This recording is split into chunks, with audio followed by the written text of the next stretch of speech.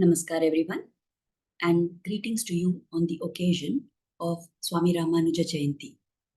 As you are all aware, Swami Ramanujacharya, who is known as Jagadacharya also, was one of the great acharyas who propounded the doctrine of Vishishtadvaita philosophy. So on this occasion, today as we celebrate his Jayanti, let us learn something about Swami Ramanujacharya in connection with his message of social harmony. Let us start with prarthanas. Lakshmi Natha Samarambham Natha Yamuna Madhyamam Asmadacharya Paryantam Vande Guru Paramparam. Let us offer our obeisance at the lotus feet of Swami Ramanujacharya. Yo Nityamachyuta Padambuja Yukma Rugma Vyamohatastaditarani Trinaya Mene Asmad Guror Bhagavatosya Dayaika Sindho Ramanujasya Charanau Sharanam Prapadye. So as we said, our topic for today is the role of Swami Ramanujacharya in social harmony. In fact, recognizing this role of Swami Ramanuja, the Statue of Equality was established in Hyderabad in the year 2023 by Sri Chinnajiyar Swamiji. Now, why has so much importance been given to Swami Ramanuja as an icon of equality? It was because of the qualities that he preached as well as practiced throughout his life. Now, it is said that we can learn about a person's attitude not from what they speak, but from how they led their life. So, if Swami Ramanuja is considered as an icon of equality and social harmony, then there must be events in his life that have shown how he practiced this, isn't it? So let us take a look at some of these incidents so that we understand what was the bhava of Swami Ramanuja and what was the spirit that guided all his work in the spiritual and social fields. So the very first incident that we can talk about is that during those times, now remember, Swami Ramanujacharya was born in the year 1017, and that was such a long time ago. And during those times, the caste system was very much in place. And it was considered that associating with somebody other than your caste is equivalent to sacrilege. So in those times, when Swami Ramanuja found that the person called Kanchipurna was a great devotee of the Lord Varadaraja at Kanchipuram, he decided that Kanchipurna would be his guru. Now, Ramanuja was born in the Brahmin caste. Kanchipurna was not belonging to that caste. He was a Vaishya by birth. And he approached Kanchipurna, well against the dictates of those times. When Kanchipurna heard this request, he said, how can I be your guru? It is prohibited by the rules of the Varna system. So Ramanuja said that what is important is the bhakti that one has. All are equal in front of God. Then how can I make a distinction between somebody who is Brahmana and non-Brahmana? In fact, everybody knew that Kanchipurna was such a great devotee that Lord Varadaraja would converse with him directly as he performed the seva of fanning the Lord. So when this is the situation, naturally Ramanuja realized that he is a great elevated soul and he wanted to learn from Kanchipurna. So this was the first instance where Ramanuja exhibited this quality of social harmony, of seeing everybody as equal based on the bhakti and devotion that they have, the knowledge that they have, rather than the family into which they are born. Much later, when Swami Ramanuja was, at a very advanced stage, there was one disciple who was very dear to him. And this disciple was known as Dhanurdasa. Now, this Dhanurdasa also belonged to a category other than the Brahmanas. In fact, whenever Swami used to come out of the river Kaveri, after bathing in the Kaveri, after taking his bath, he would put his arm around the shoulders and lean on Dhanurdasa for support. All the other Brahmana Shishyas of Ramanuja found this very irritating. They said, how can somebody, after bathing, put his hand around this non-Brahmana. But Swami Ramanujacharya showed them through a test that he conducted that Dhanurdasa was very well qualified with the qualities of complete surrender to the Lord, of complete faith in the Lord. And Ramanuja explained that these are the qualities that one should value more than the caste of the person.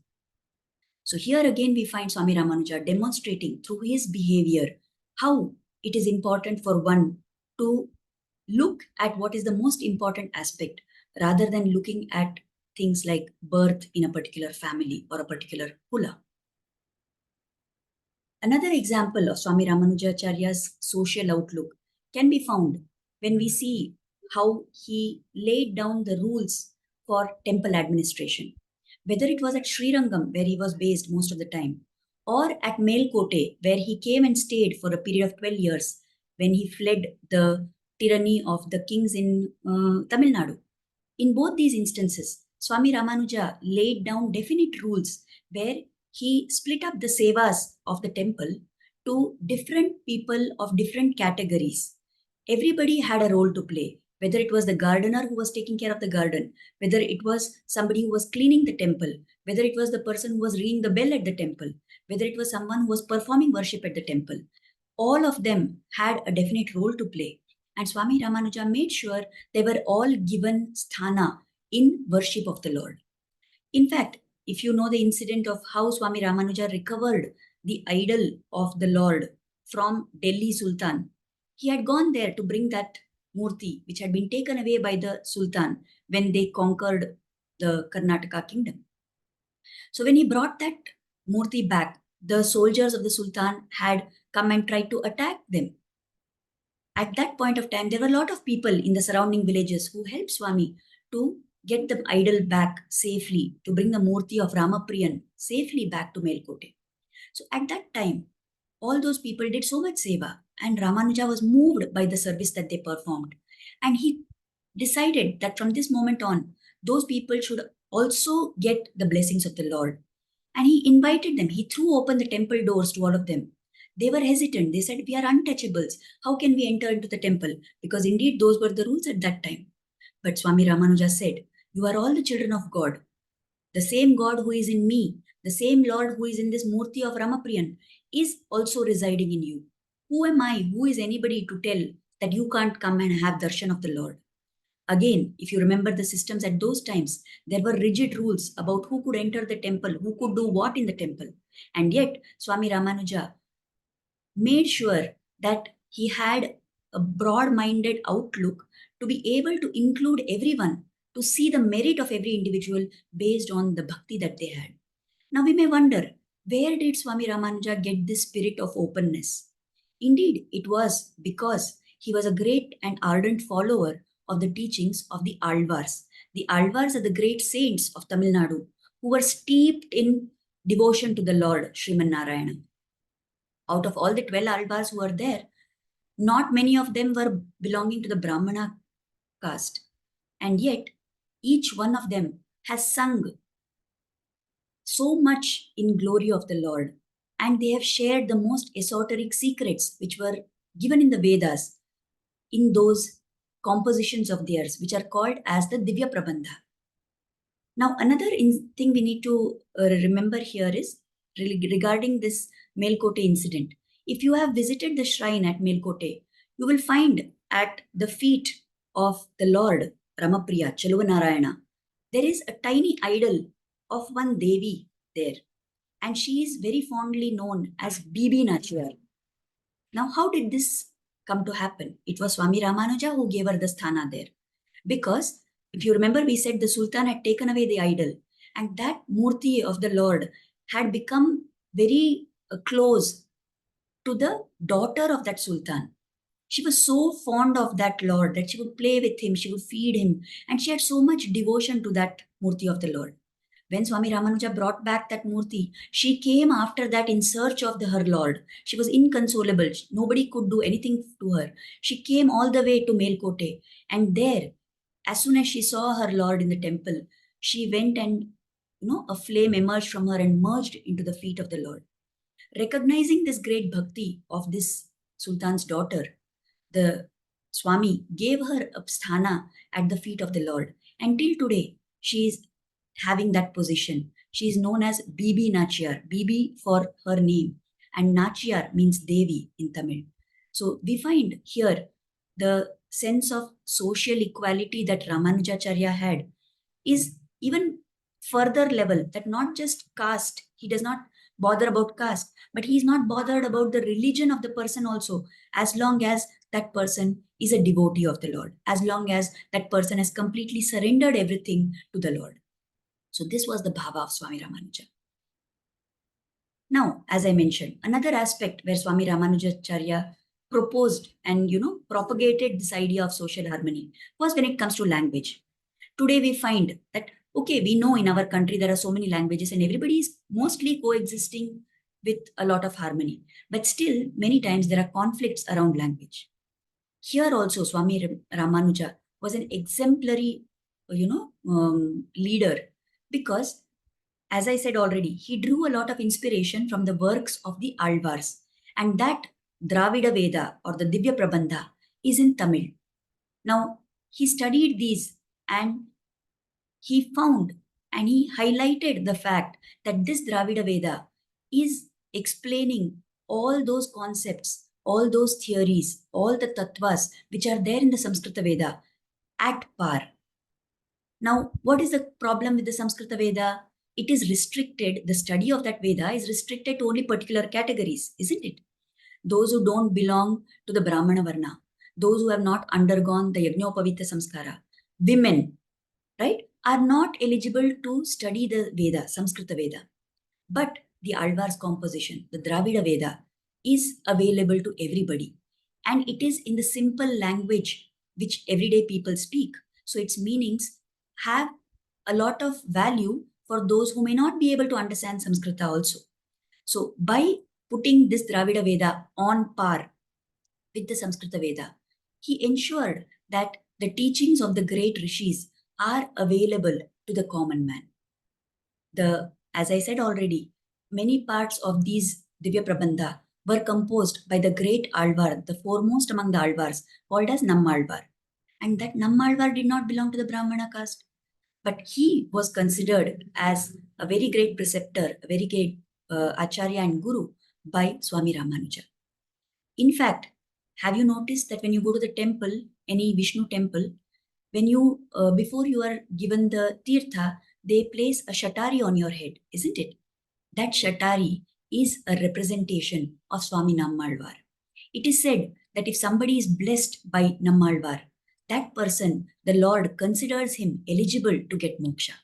So by establishing this system of having people blessed with the shatari, which is a representation of Nammalvar, by making this Dravida Veda popular so that everybody has access to it, Swami Ramanuja showed his role, and he played an active role in bringing about this social harmony. In fact, even till today, whenever any utsava is conducted, any of these temples where Swami Ramanuja's guidelines are followed, in all those temples, whenever there is an utsava, there is a goshti, there is a group of people who recite the Dravida Veda, and that Dravida Veda is given pride of place. Those people reciting the Dravida Veda walk in front of the Murti of the Lord. Then the Murti follows them, and behind them come the group of people who are reciting the Samskrita Veda. So this was the great role that Swami Ramanuja played in bringing about this sense of equality in terms of language also.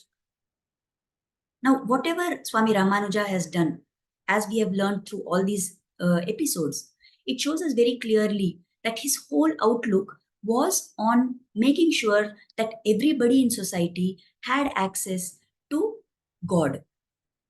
Now, there is one episode which is the most famous episode perhaps, and which shows us even more clearly how great was the karuna of Swami Ramanuja, how great was his compassion that he wanted everybody to have the marga to reach mukti. So, after Swami Ramanuja had got initiated into the fold of Sri Vaishnavism, there was one very great guru whom he was told to seek out. This guru was called as Tirukoshtiyur Nambi. He was also called as Goshti Purna. So he went to Goshti Purna to get initiation into the Rahasya mantras. Rahasya mantras are the secret mantras which are told only by the Guru to the Shishya. Now, when he went to Goshti said, "You come back next time, I will teach you." So Ramanuja went back to Srirangam. Again, Swami Ramanuja came, and again Goshti sent him back. 17 times this happened. 17 times Swami Ramanuja traveled from Srirangam to Tirukoshtiur. And each time, and you know how journeys were in those times, isn't it? Each time he was sent back, saying, "Come back again." Not once did he complain.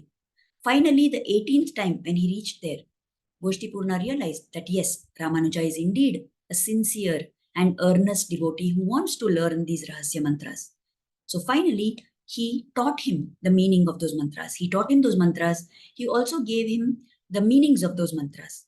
And he told him that this is such a great and powerful mantra that if you say this and you keep repeating it, moksha is guaranteed for you. But Goshti warned. He said, this is to be taught only to people who are eligible to receive it. This is to be taught only to those who are deserving of it. They should have reached a particular level of, refinement. They should have reached a particular level of Shuddhikarana, and only then you should teach them. If you tell this to anybody who is not eligible, then you will be severely punished. You will be sent to hell for this. Swami Ramanuja listened to all this. And even as he came out from the ashrama of his guru, he was thinking about this constantly, that if this is such a powerful mantra, why should I not reveal it to everybody? How can I keep it only to myself? What we need to understand here, as we said in the initial prayer when we chanted the invocatory verse, he is Dayaika Sindhu. He is an ocean of compassion. So he was moved by the thought that if this is such a powerful mantra, how can I keep it only for myself? I must share it with everybody. I must show this path to attain mukti. Everybody in this world is, suffering in this samsara sagara. I have to teach this to everybody so that all of them can get mukti. So great was his, inspiration that he rushed to the temple top. He called out, "All of you, whoever is interested in learning the path to mukti, come here. I will teach you." And he taught them the meanings of those mantras. Now, this was sacrilege according to the Guru, isn't it? So, as soon as somebody, naturally, the news went to Goshti he summoned Ramanuja and he was very angry with him. He said, "What is this you have done? I told you very clearly that you are not supposed to reveal this to anybody. And you have stood there on the temple top and you have taught this to everyone. How could you do this? You know that I told you that you will go to hell for this sin that you have committed." Ramanuja very humbly said, "Guru, Acharya, I am very sorry. According to what you told me, I have not followed your words. And I am apologetic for that. But if by my single person going to hell, if all the others can get mukti, isn't that the more important thing? I don't mind going to hell. I don't mind naraka. I will experience all that. I will bear that punishment. But if by listening to this mantra, everybody else is going to get mukti, isn't that the greater thing that we should be looking at?" And Goshti was shocked and he was surprised to see this compassion of Ramanuja. He rushed and embraced Ramanuja and he gave him the name Emperumanar, the one who is greater than Emperuman. Emperuman is the Lord Sriman Narayana, the one who is even greater than that Lord in his compassion for the devotees. So this was the spirit of Swami Ramanuja. He did not mind bearing personal discomfort and suffering if it was going to benefit all his other fellow beings. In the same bhava of wanting everyone to get the path to moksha, on the auspicious occasion of Falguni Uttara, which is called as Panguni Uttaram in Tamil, he performed Sharanagati in front of the Divya Dampati, in front of Lord Ranganatha and Devi Ranganayaki in Sri Rangam. And there, when he conversed with the Lord asked him, "What do you seek?" He said, "I ask you that moksha should be guaranteed to me." The Lord said, "Definitely. If not you, then whom we will give moksha?" Again, he asked, "Not only me, O Lord, but anybody who has sambandha with me, they should also be granted moksha by you." And the Lord was so pleased with this request of Ramanuja that he willingly agreed and he said, "Yes, I grant that anybody who has Ramanuja Sambandha is guaranteed moksha. And based on this assurance of the Lord, Swami Ramanuja then set up 74 Simhasanadipatis. They are seats, they are the mathas, where the acharyas performed what is called as Pancha Samskaram. This is a ritual which involves, making a person enter the Sri Vaishnava fold. There is no restriction on gender. There is no restriction on age. There is no restriction on caste. There is no restriction on class. No restrictions at all. Anybody who wants to undergo this Pancha Samskara ritual is free to choose one of the Mathadipatis and take this initiation into the Sri Vaishnava fold. Once somebody gets into this fold, he no longer has his identity as a Brahmana, Kshatriya, Vaishya, Shudra, or anything else in this world, as a woman, as a man. Everybody is just Ramanuja Dasa. And by being a Dasa of this Ramanuja, Ramanuja was a great Dasa of the Lord. And by being a Dasa of this Ramanuja, people have the Marga to attain moksha. So this was the great vision of Swami Ramanuja. And this was the great life of Swami Ramanuja, where he lived the very ideals that he talked about, that he preached about. So today we have talked about, to summarize, certain events in the life of Swami Ramanuja, where we understood that he always sought to put an end to the factors which divide society. We saw the example of how he chose Kanchipurna to be his guru, although he was not belonging to the Brahmana category. How he chose to take support from Dhanurdasa, his Shishya, who was not belonging to Brahmana category. How he made the temple administration and distribution of seva at the temples in Melkote and Srirangam and many other places, so that everybody, irrespective of their caste and gender, has a chance, an opportunity to serve the Lord. We saw how he was the proponent of Ubhaya Vedanta, where there is equal importance given to the Samskrita Veda and the Dravida Veda. We saw how he took the holy mantras, the secret Rahasya mantras from Tirukoshtiur Nambi, and spread that to everybody in the world, so that they have the marga to attain moksha. We saw how he performed Sharanagati to Lord Ranganatha and Ranganayaki Tayar, so that everybody who comes into contact with him is guaranteed moksha. So when all these things we have discussed about, shouldn't we feel that he was indeed and truly Jagadacharya? No wonder then that the statue of equality was established by Chinnajiyar Swami at Hyderabad. Not only that, following that, even many other places, if you are aware, the Yadugiri Yatiraja Matha of Melkote has established statues of Swami Ramanuja at many different places in India, 4 places to be specific. In Kashmir, in Srinagar, Ramanuja statue has been established as the statue of peace, so that he brings harmony to that region. In Ayodhya, in Uttar Pradesh, the statue of Swami Ramanuja has been set up as the statue of dignity. In Kanyakumari, in Tamil Nadu, there is Ramanuja's statue of harmony. And in Puri, Odisha, the statue of sanctity has been set up in homage to Swami Ramanuja. So let us pray that Swami Ramanuja blesses all of us to try and adopt these principles in our life. Wherever we are looking at divisive factors, may his blessings guide us to go towards the path of seeing all as one, of seeing all as children of the same God. In the Ramanuja philosophy, it is told that the Jivatma is in all of us. And as we know, the Paramatma is there. So we, the Jivatmas, are all children of this Paramatma. Isn't it our role to take this teaching of Swami Ramanuja and learn to look upon everybody around us with a bhava of samatva, with an equality perspective? When all of us start doing this, definitely this world, the situation around us, the environment that we have in our society will turn much more positive than what it is today. So let us offer Kritagnyata at the holy feet of Swami Ramanuja, at the Paduka of Swami Ramanuja, and pray that he blesses us to be able to adopt this attitude. I am grateful to Disha Bharat for giving me the opportunity to share these few thoughts and these few ideas of Swami Ramanuja. Thank you, everybody. Namaskar.